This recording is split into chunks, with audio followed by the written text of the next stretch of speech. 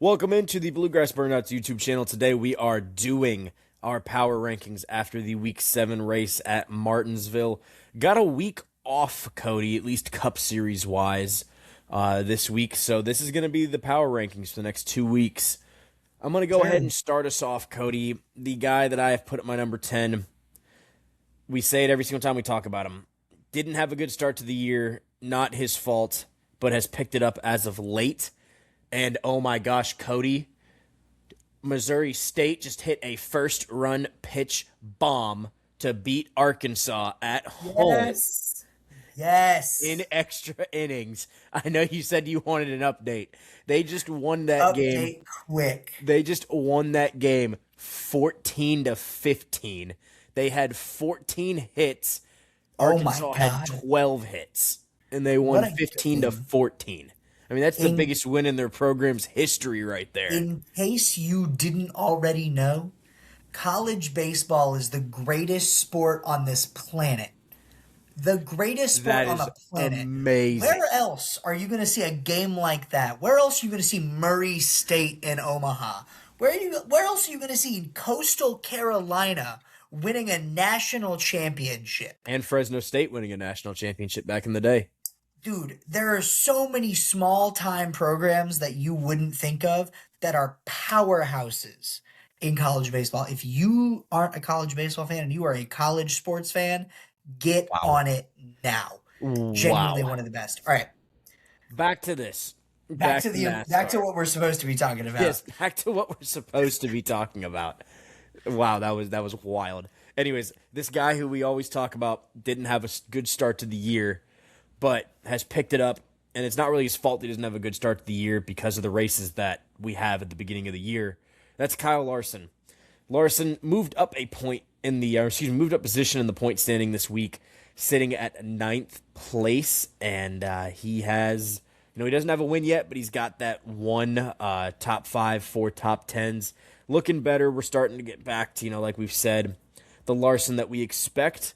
However, just with the Chevy's performance overall, it's been a little slower than we're used to. Yeah, I think that's definitely fair. At my 10, I've got Brad K. And this is a guy that I honestly wasn't totally sure where to put on this list. I would have liked to have him higher, especially with all the stuff that he does have. He's got 3 top 10s, he's got two top 5s, and is off a couple really good weeks. I think, to be entirely honest, my entire 7 to 10 are all really close for me. Same here.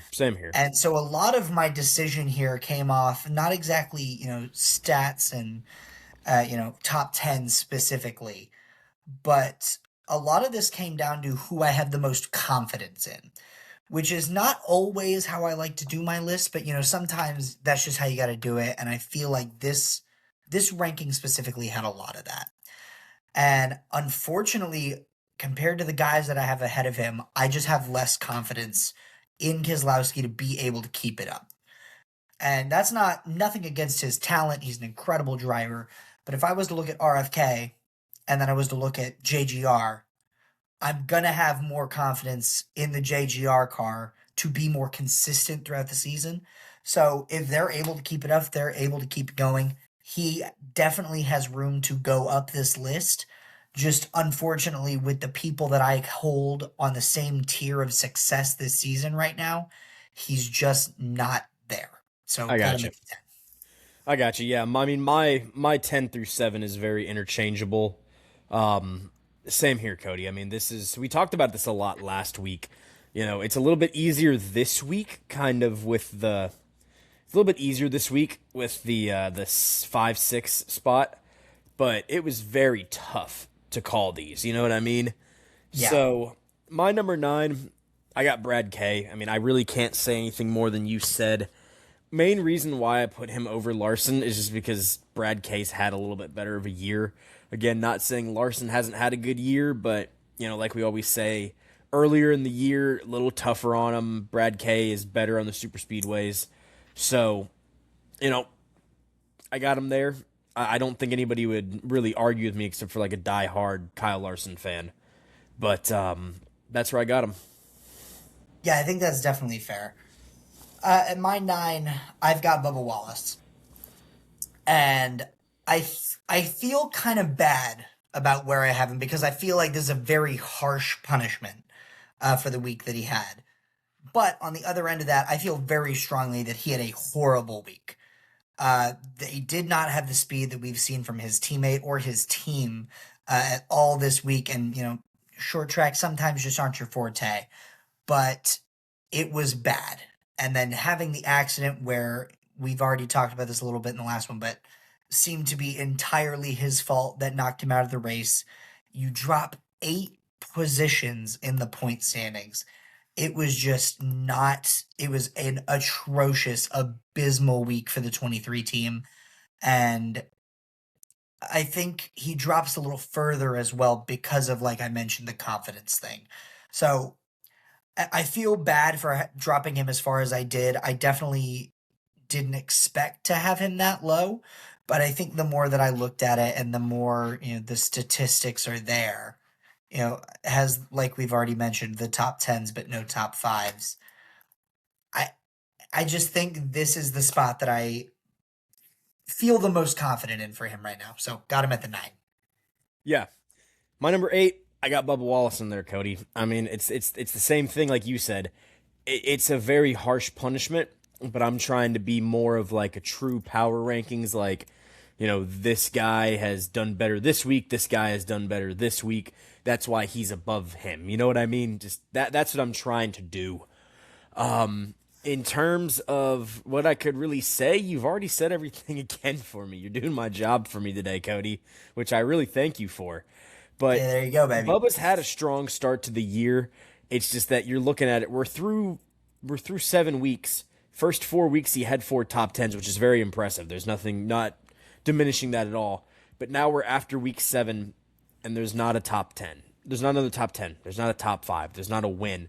They haven't gone forward. They've gone backwards technically. And, this week had a terrible week, kind of caused his own demise, like you said. And that's why I got him at 8. I definitely think that if he has a good week, he's going to shoot back up. But if he has a bad week, there's a potential he could fall out of mine. And I don't think a lot of people would disagree. No, I'm definitely one of those people. I wouldn't disagree at all with you.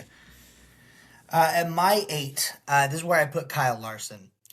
And kind of like you talked about, we just haven't seen, what we would expect to see from him. 4 top 10s, only 1 top 5, but they've definitely been on the up of things lately.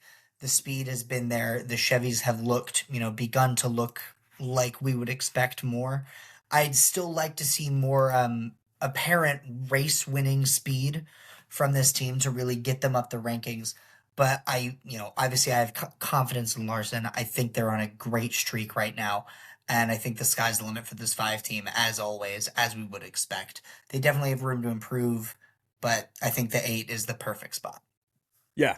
Yeah, definitely. My number 7, I have got the man that is sitting 5th place in points, and that is William Byron. Byron, 7 kind of feels a little low with how he's looked lately.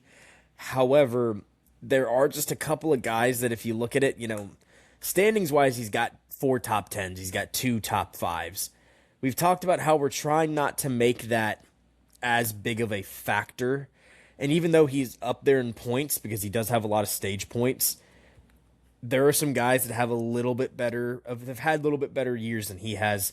He's still looking really good. Chase winning this week and then him having a good week as well the past couple weeks has kind of made people a lot more confident about Chevys, at least with them. But Yeah. There are some guys that are under him in the point standings that have had a little bit better of a year. That's why I got him at 7. Yeah, I would definitely agree with you there. At my 7, I've got Bell. And another guy who has kind of been on the up, but got dropped because he had a very bad week last week. And I think they came back with, definitely somewhat of the week they needed to have. Came out of here with a top 10 finish, had decent speed at a place where their teammates, apart from Hamlin, didn't look too great. So I just really like where this team is at, but the statistics are there. You've got 3 top 5s on the season with 4 top 10s. So as much as I, have talked in the past about, top fives aren't that much different than a top 10, I still think that having them is a good thing. So when you have guys like this that are that close, giving the nod to the guy with the top fives just makes sense. So give me Bell at the 7. I like it. I like it. I don't disagree with you at all, Cody. Speaking of Christopher Bell, my number 6, I've got Christopher Bell. Has had a, pretty good year so far. Has had a pretty good year so far. 2 weeks ago did not have the best week, like you mentioned. Definitely dropped them a little bit because of that, but I think that, again, I'm trying not to use how the season's gone. I'm trying to use more recency, but there's some things I couldn't ignore with him, and that's why I got him at number 6. Again, it's something you've already talked about everything I can talk about here, Cody, Yeah. and that's why That I'm not is the saying goal. much, and I feel like I'm not doing anything, but you're Hey, saying it's okay. we're I'm just in a rambling mood tonight. What can I that's say? fine. That's totally fine. At my 6, we're going to flip flop here. I've got Byron. Okay. And I really was very happy with the week that they had this week. And I feel like that is my reasoning for having him above Bell in this scenario. Had a great week, has been, like we've mentioned with Hendrick plenty already, is on the up and up. But I really like him in this spot. He had a better week this week, and he is, higher in points by a solid 30-point margin or close to a 30-point margin. So I think overall, even though he doesn't have as many top fives with the same amount of top tens, that's where it kind of gets into, they're not so far off in most cases. So I went ahead and, just executive decision. I feel like so far Byron has had the more consistent year, especially recently in these past couple weeks, has really started to find his groove. Had a better week this week, is slightly higher in points. Byron gets the 6. Yeah, no, I don't disagree with that at all. My number 5, Cody, I have Ty Gibbs. Ty Gibbs, I believe I might have said this last week, but we are now at the point with Ty Gibbs where it's not a matter of if, it's a matter of when he's going to win his first race. Absolutely. The guy has grown a lot, I would say mature-wise, driving-wise, and it's all starting to come together for him. He's looking good this year. He's in good machinery. You look at the guy has the most top tens of anybody outside of the top 5 guys in points. Yep. He also has, outside of Tyler Reddick, he has the most top 5s of anybody in the field. And Blaney. They have been driving really, really well. And I mean, that team's looking really strong. I mean, this could finally be the year that we see Ty Gibbs in the playoffs. Absolutely. And honestly, I would, in the playoffs for sure. And look out for him at that second Martinsville race. They looked very fast. They looked very this good weekend. I think this was a great week for them. And that is why I have him at my that's 5, right? Yep, number 5. At my 5. Make sure I didn't lose count there. Got him at my 5. You've already really said it all, but just to reiterate, he had a great week this week. I think this is definitely the year they not only get into the playoffs, but probably win a race. They have had the speed that they needed to, and especially coming off of this week, just looked amazing. And, 5 top 10s kind of speaks for itself. He's at the 5. Yeah, definitely. Now, this next one, Cody, this is a tough pick for me. I believe that this guy has had a better season than the person who is right above him. And if you look at all the stats, they are actually exactly the same, except for stage points, which this gentleman has more, and he's 10 points more in the standings. And that's Denny Hamlin. Again, I'm trying to go off of who had a better week. Denny had a great week, but Chase Elliott won the race. So I think you can guess who my number 3 is. Denny's had a strong year. I think if he has a better weekend than Chase, it's going to kind of be like how Bubba and Chase were with us at the beginning of the year. Whoever has a better week between the two of them is going to be the one that's going to be above the other one. You know what I mean? Yeah. And that's why I got him. That's why I got Denny at number 4. Yeah, I think that's fair, but I kind of went a different way with this. I have Elliott at my 4. Don't disagree at all. Obviously, coming off of a race win, it's kind of difficult to say, yeah, he only moves up one spot. but the other people ahead of him also have a race win. So it's not like it's that big of a difference. He is the lowest of the four in points, but I would also just completely argue that all the people ahead of him are more consistent so far this That's season. fair. That's very fair. Obviously points wise, but also just when we've talked about laps and we're gonna talk about laps here in a minute. The only person above him that doesn't have more laps led is Blaney, and Blaney has a points gap on him as well as one more top 10. And so while this isn't like a knock on anything, being top 5 is, very impressive, but I don't think that just winning the race did enough to solidify his season. I need them to carry that on. So if he continues to do that, continues to improve, we can definitely see him shoot up, especially if one of the people above him has a rough week. But so far, I just don't think I'm ready to insert him into that top 3 conversation just yet. That's very fair. Now you can guess who my number 3 is, and that is Denny Hamlin. Denny had a great week, had the fastest lap, most laps led, but I just gave it to Chase just because their stats are pretty much exactly the same. Chase got the win. That's why I have Chase Elliott at my number 3 above Denny Hamlin at number 4. I was going to say, you said Denny Hamlin again. I know I did. That's why I said it at the end. I'm like, that's why I have Chase Elliott here. We fixed it. It's okay. I was like, hold on a second. All right. Yeah, at my 3, I have Blaney. That's fair. That's very fair. I struggled with these top 4, it was definitely with a 2, choice 3, and 4. make. I struggled a lot more than I really should have, to be honest with you, but I did. Oh, absolutely. Went with my heart. And man, there's really not much that I can say that I've already said. He's got the top 5s, and I'll just go ahead and do my 2 as well, because it's a very big part of this conversation. My 2 is Denny Hamlin. Okay. And the reason that I have Blaney below Hamlin, they are 1 apart in top 10s and top 5s. So to me, those very much even out. Blaney has the advantage in points by a 12 or what is that? 12 point margin. One of those two. But Denny has led 444 laps. Denny has had very consistent speed. He's looked like the Denny that we expect to see this season. Even though he doesn't have the points advantage, he is without a doubt, in my mind, had the better year. In terms of consistency, in terms of just how much I think of him as a race-winning car, I think that he is above Blaney in those categories. And as much as they can quite literally flip-flop, like you mentioned, at any point in time, based off one having a better week, one having a worse week, I just feel like overall it is Denny at the 2, Blaney at the 3. That's fair. I got Blaney at the 2, obviously. I just think he's looked a little bit more consistent, man.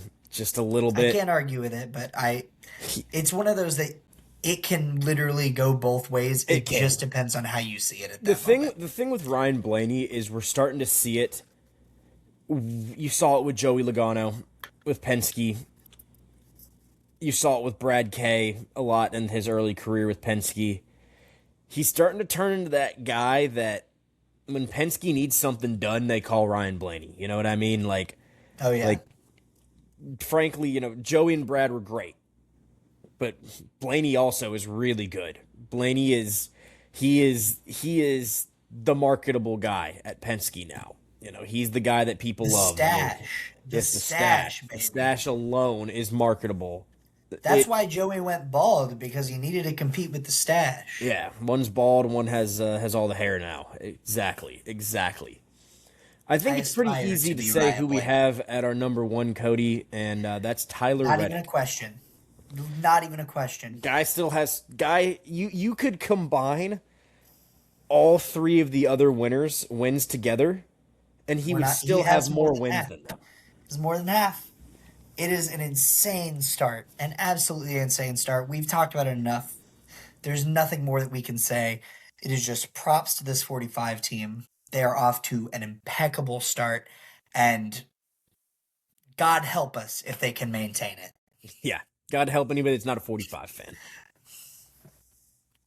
But like we always say, we'd love to hear what you guys think. But you're not my dad. You cannot tell me what to do. And frankly, your opinion doesn't matter to me. I'm kidding, though. No. We would love to hear your guys' opinions.